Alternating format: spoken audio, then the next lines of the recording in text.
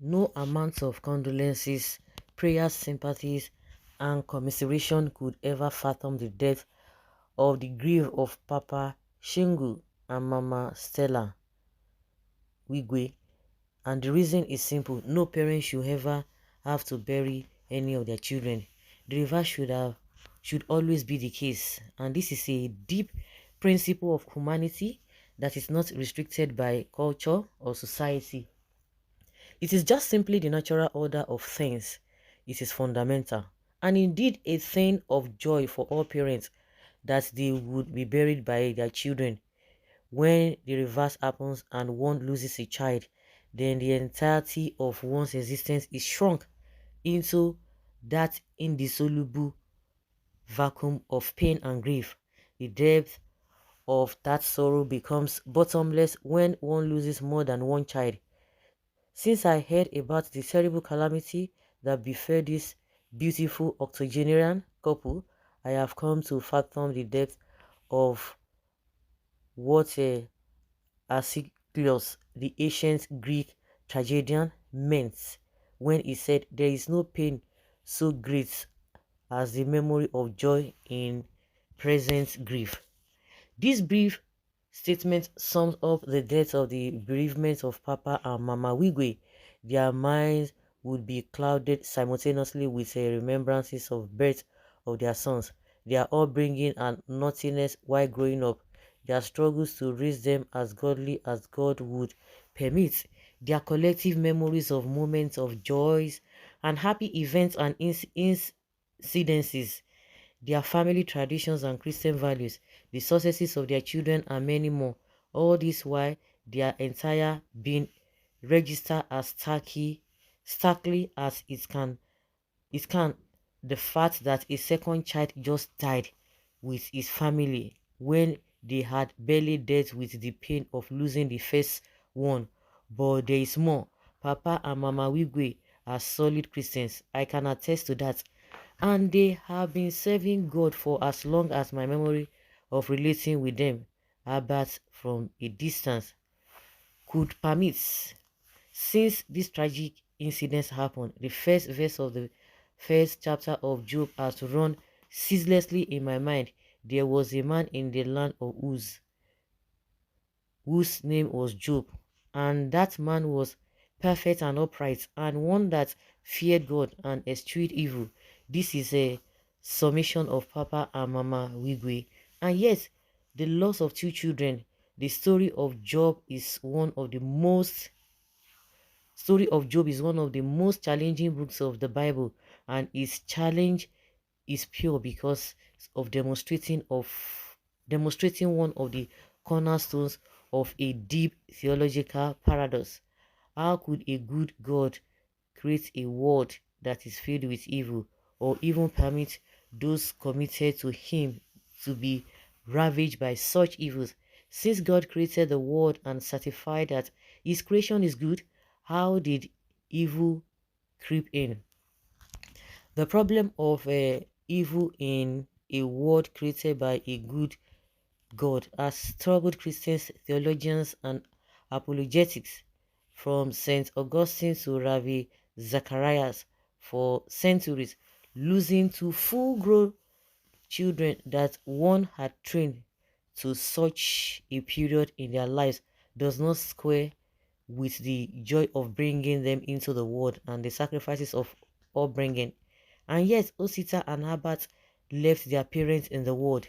The theological problem caused by the life and trauma of Job in the Bible also raises a larger philosophical question I would like to touch in this lamentation. For anyone who has read the book of Job and has witnessed the tragedy that good people have encountered in life, the question is, why do bad things keep happening to good people? Papa and Mama Wigwe are good people. Both have been together for 56 years, more than 5 decades of a love story sweetened by the birth of 6 children, including Osita and Herbert. When in an interview, Papa reminisced about Osita. He said that boy was one in a million. He had the attributes of a daughter. He had the attributes of a son. He was a solution provider to all family problems. I have a deep and intimate sense of what Papa Wigwe was talking about. I encountered Osita as a graduate student in the University of Ibadan. He was then a final year engineering student, and I knew him deeply as many of his beautiful and human personality. Pawigwe was then the DG of the Nigeria Television Authority, and that was how I met him and Mama for the first time. Osita was a very brilliant young man. I know this because we were both members of the University of Ibadan debating team, and I had a first-hand experience of how an engineering student could be so deeply knowledgeable and magisterial in a field usually dominated by students from the humanities and the social sciences. When I raised the issue of why he was an engineering student and not in, say, the humanities, his response gave me a solid insight into the deep flow of affection between father and son, and how that led to Osita's desire to follow in the footsteps of his father, the engineer. During a period when I was still searching for an intellectual enlightenment rather than a spiritual one, I was immensely fascinated with Osita Wigwe.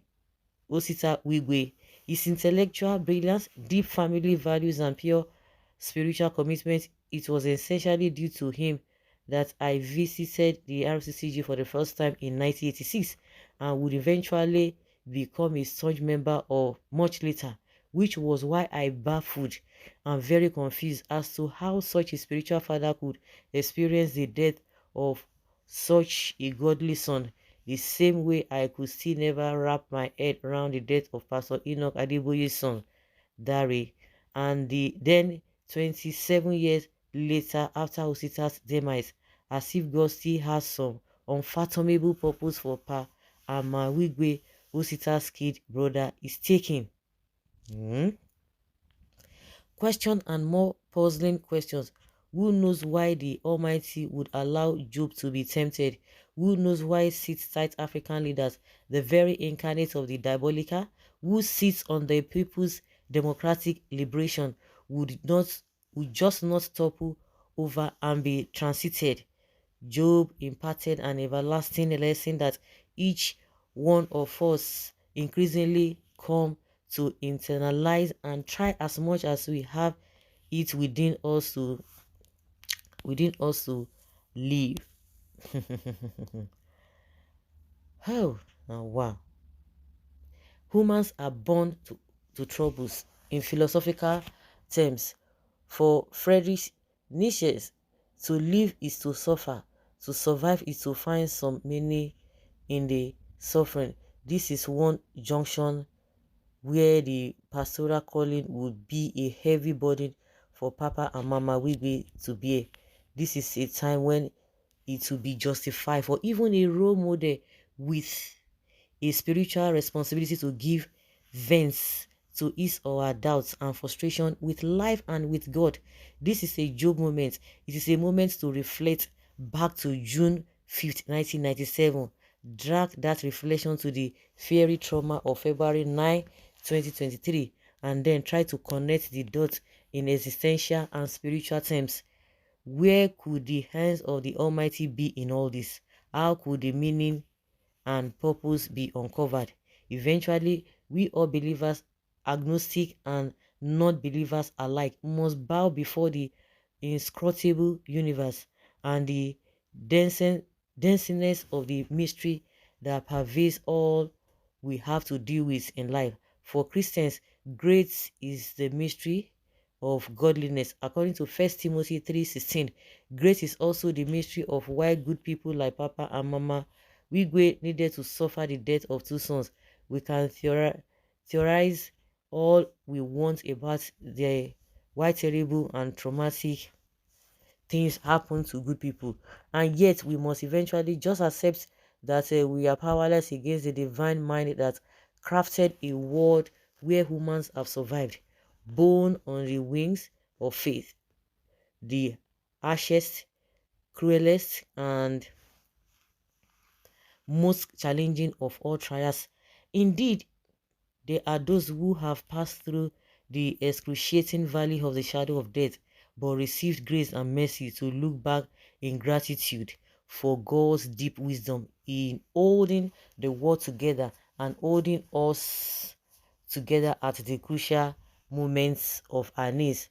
Now, close to their 9 decades in life, Papa Shingu and Mama Stella Wigwe have walked with God for a far too long to be able to recognize His presence at this moment of unbearable sorrow. No matter how dim that presence might be now, no matter how instructive and heavy the question of why the hand of the Almighty was heavy upon them, they must find comfort in Jesus' sorrow lamentation on the cross. My Father, why have thou forsaken me? Papa, Mama, Wingu are knowledgeable about the purpose behind the crucifixion of the Lord. May May they be able to find a good grip on God's wisdom that mold us all in the fairy furnace of life. Let me conclude this difficulty homily with William Blake, the English poet, saying, "Can I see another's woe and not be in sorrow too? Can I see another's grief and not seek for kind relief? But I ask, how much sympathy, weeping, lamentation, or homilies can comfort one in perplexing loss? We can only drown our grief in the assurance that God, the owner of the universe and our lives, knows what He is doing. When peace like a river ascended my face, when sorrows like a sea billows, whatever my lots, thou hast taught me to say, it is well with my soul." When peace like a river attended my way, when sorrows like sea billows roll, whatever my lot, thou hast taught me to say, it is well with my soul. So guys, let's hear your opinion and have your take on this.